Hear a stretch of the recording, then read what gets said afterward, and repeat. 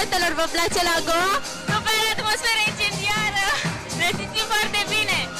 E cel mai tare club din Mamaia, nu-i așa? Mai tare, cel mai frumos! Și cele mai frumoase fete! Așa e! Fetelor, cum e la Goa? E super!